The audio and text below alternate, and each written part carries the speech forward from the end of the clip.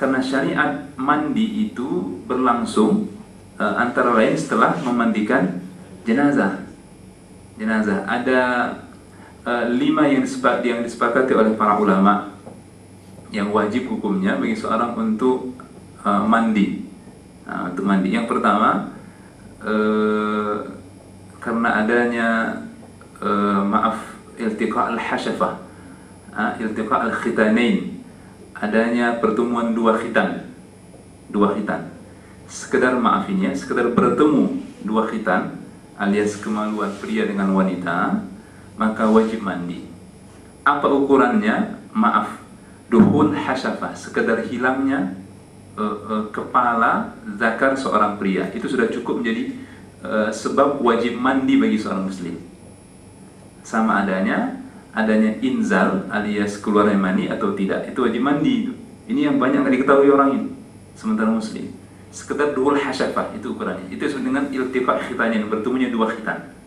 Ukurannya apa? Sekedar menghilangnya kepala zakar seorang pria di dalam farajnya wanita. Itu wajib mandi sudah. Sama adanya keluar mani maupun tidak. Yang kedua, karena adanya jinabah.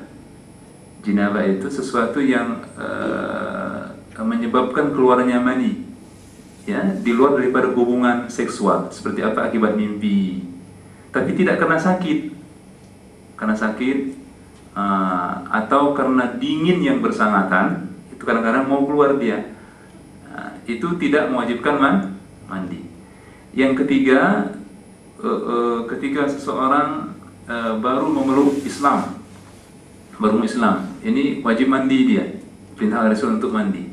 Yang keempat, ketika seseorang meninggal, itu pun wajib dimandikan dia. Meninggal wajib dimandikan, kecuali yang wafat dalam keadaan syahid. Ini yang kelima, ini saya lupa satu lagi. Gimana Pak Edi? Itu enggak, bukan. Satu lagi ada. Ini yang wajib. Ya, satu lagi saya lupa, setelah adanya jima, ya, berkumpul pria wanita, kemudian janabah, junub, kemudian satu lagi terakhir, ketika seorang wanita bebas dari masa haid dan nifas. Itu yang kelima, haid dan nifas. Adapun kewajiban mandi setelah memandikan mayit, itu kan sudah kita bahas kan. Hukumnya hanyalah sunnah saja, bukan wajib, sunnah saja. Ya, sunnah saja hukumnya, tidak sampai kepada wajib, sunnah saja. Nah, itulah yang difahami oleh sementara ulama ketika Rasulullah menyuruh Ali untuk mandi. Maknanya apa? Perintah itu datang setelah adanya proses memandikan ayahnya. Itu pemahaman. Tapi yang jelas dalam riwayat tadi tidak ada Rasulullah memerintahkan kepada Ali untuk memandikan jenazah ayahnya Abu Talib. Jadi tidak ada kewajiban bagi seorang muslim untuk memandikan jenazah orang kafir, sekalipun itu kerabat kandungnya sendiri. Ya, boleh, tapi nggak sampai kepada wajib. Nah, berikutnya wasunnatu ad-dafnu fil maqbarah. Menurut sunnah Rasulullah, mayit itu dikuburkan di pekuburan alias di area, di space yang memang dikhususkan, diperuntukkan untuk pemakaman kaum muslimin, bukan di rumah. Ya kan, kadang-kadang ada sementara orang karena sudah kadung mayit itu semasa hidupnya dielukan sebagai seorang wali Allah yang salih, sebagai tuan guru misalnya, ada semacam upaya untuk mengkhususkan kuburnya sampai-sampai dikuburkan di rumahnya, dibuatkan makamnya, dibina gitu ya, dibina. Nah, itu sebenarnya tidak sesuai dengan sunnah Rasulullah SAW. Muncul bahkan apa di sini ditegaskan, kama tawatar al-akhbar bidzalika, bahwa hadis-hadis mutawatir menjelaskan bagaimana Rasul dan para sahabat dan as-salafus salih dulunya menguburkan jenazah mereka di area pekuburan, bukan di rumah. Hingga wafatnya Rasulullah, Rasul tidak pernah menguburkan seseorang di dalam rumah. Sampai kemudian muncul masalah dengan dikuburkannya Rasulullah di dalam rumahnya, persisnya di kamarnya. Ini yang kemudian munculkan khilaf di antara sementara ulama. Bukankah Rasulullah semasa hidupnya, Rasulullah setelah wafatnya dikuburkan di dalam kamarnya? Benar, itu hadis sahih mutawatir, dan itu yang bisa kita saksikan nyata sampai sekarang, kubur beliau ya. Nah, ini ada penjelasannya. Apa penjelasannya? Para ulama mengatakan itu merupakan kekhususan bagi Rasulullah. Bukan hanya Rasul Muhammad saja, tapi juga bagi Nabi dan Rasul yang Allah utus sebelumnya. Kekhususan itu, bahwa Sayyidah Aisyah pernah berkata, "Lamma qubida Rasulullah sallallahu alaihi wasallam ikhtalafu fi dafnihi." Kata Aisyah, ketika Rasulullah wafat, berbeda pendapat para sahabat. Ya, kemudian bagaimana atau persisnya di mana Rasulullah dikuburkan. Faqala Abu Bakrin, maka Abu Bakar kemudian berkata, "Sami'tu min Rasulillah syai'an." Kata Abu Bakar, "Aku pernah mendengarkan sesuatu dari Rasul semasa hidupnya." Apa itu?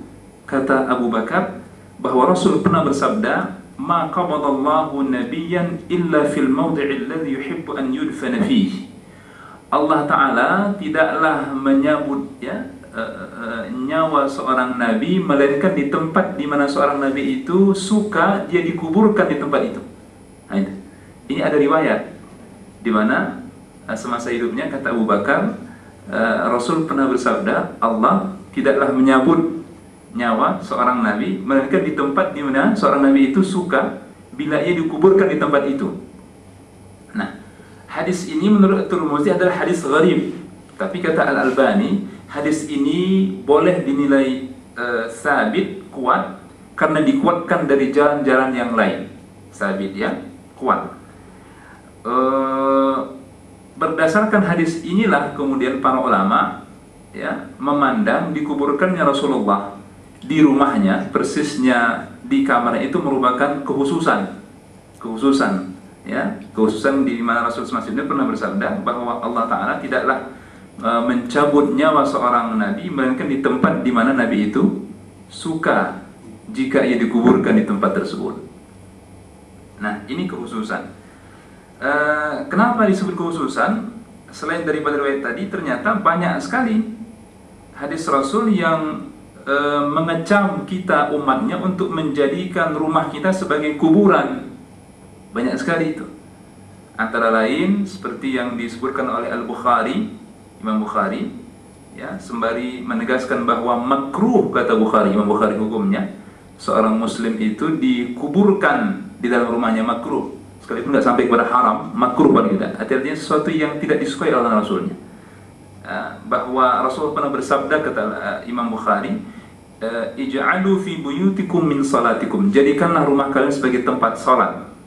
Wala tattakhidhuha kuburan, dan jangan kalian jadikan rumah kalian sebagai kuburan. Artinya ada larangan dari Rasul untuk menjadikan rumah kita sebagai kuburan. Dalam lafaz hadis yang lebih tegas lagi dari Abu Hurairah ya, Imam Muslim mengatakan bahwa Rasul pernah bersabda, "La taj'alu buyutakum maqabir." Larang Rasulullah ini, jangan kalian jadikan rumah kalian sebagai kuburan. Nah, jadi setidaknya sekalipun tidak sampai kepada haram, paling tidak Imam Bukhari menegaskan bahwa makruh alias tidak disukai oleh Allah dan Rasulnya bila mana seorang muslim menjadikan rumahnya sebagai tempat pekuburan. Dan itu bertentangan dengan sunnah Rasul semasa hidup beliau, di mana Rasul dan para sahabat menguburkan para mayit kaum muslimin di pekuburan kaum muslimin, bukan di rumah.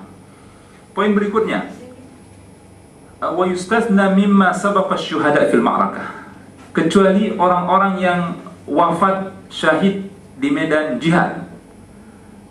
Di mana mereka dikuburkan? Jawabnya, orang yang wafat syahid di medan jihad, di mana dikuburkan jenazahnya?